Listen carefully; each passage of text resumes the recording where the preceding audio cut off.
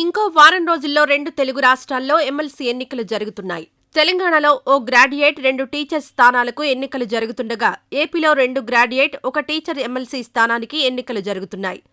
తెలంగాణలో ఒకే గ్రాడ్యుయేట్ స్థానం ఉంది. పెద్దగా ఇబ్బంది లేని వ్యవహారమే. ఏపీలో 2 గ్రాడ్యుయేట్ స్థానాలున్నాయి. 3 పార్టీలతో కూడిన కూటమి అధికారంలో ఉంది.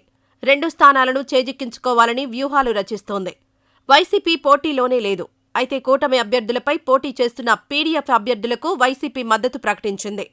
ఈ చర్యతో వైసీపీ సేఫ్ గేమ్ మోడ్లోకి వెళ్లిపోయింది.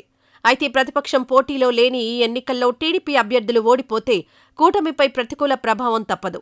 అందుకే గతంలో ఎన్నడూ లేనంతగా టీడీపీ అధినేత ఏపీ సీఎం నారా చంద్రబాబు నాయుడు ఈ ఎన్నికలపై దృష్టి సారించారు. పలువురు మంత్రులు, కీలక నేతలను పలు ప్రాంతాలకు ఇన్ఛార్జీలుగా నియమించి నిత్యం పర్యవేక్షణ కొనసాగిస్తున్నారు. గెలుపుతో పాటుగా మంచి మెజారిటీ కూడా రావాల్సిందేనని కూడా చంద్రబాబు నేతలకు టార్గెట్లు పెట్టారు. ఇలాంటి కీలక సమయంలో గ్రూప్ 2 అభ్యర్థుల పోరుబాట కూటమికి పెద్ద తలనొప్పిగా మారింది. గ్రూప్ 2 పోస్టుల భర్తీలో రోస్టర్ విధానాన్ని ఖరారు చేయకుండా పరీక్షలు నిర్వహించేందుకు ఏపీపీఎస్సీ సిద్ధమైపోయింది. అయితే రోస్టర్ విధానం లేకుండా పరీక్షలు నిర్వహిస్తే తమకు తీరని నష్టం జరుగుతుందని అభ్యర్థులు వాదిస్తున్నారు. అంతేకాకుండా ఈ తరహా తప్పిదాలే మొత్తం నియామక ప్రక్రియను కోట్ల చుట్టూ తిరిగేలా చేస్తుందని, ఫలితంగా పుణ్యకాలం ముగిసిపోతుందని వారు వాపోతున్నారు.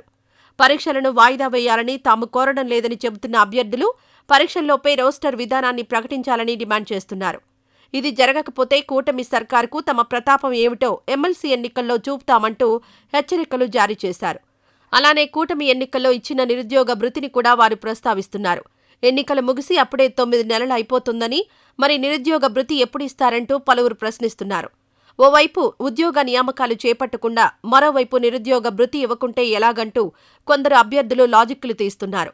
ఈ ఎమ్మెల్సీ ఎన్నికల్లో ఓటర్లంతా డిగ్రీ, ఆపై ఉన్నత విద్య అభ్యసించిన వారే కావడం, ఆయా అంశాలపై ప్రభుత్వాలతో పాటుగా విపక్షాలు అనుసరిస్తున్న అడుగులను లెక్కేసుకుని మరీ గ్రాడ్యుయేట్లు ఓట్లు వేస్తారు.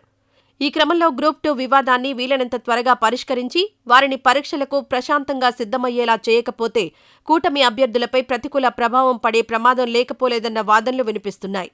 అయితే ఏపీపీఎస్సీ చైర్పర్సన్ అనురాధ ఆదివారం జరిగే గ్రూప్ 2 మెయిన్స్ పరీక్షలు యథాతథంగా జరుగుతాయని వెల్లడించారు. అభ్యర్థులంతా పరీక్షలకు హాజరు కావాలని, తప్పుడు ప్రచారం నమ్మి మోసపోవద్దని సూచించారు. మరి ఈ పరీక్షల ప్రభావం రేపు జరగబోయే ఎమ్మెల్సీ ఎన్నికల్లో ఎలాంటి ఫలితం చూపిస్తాయో వేచి చూడాలి.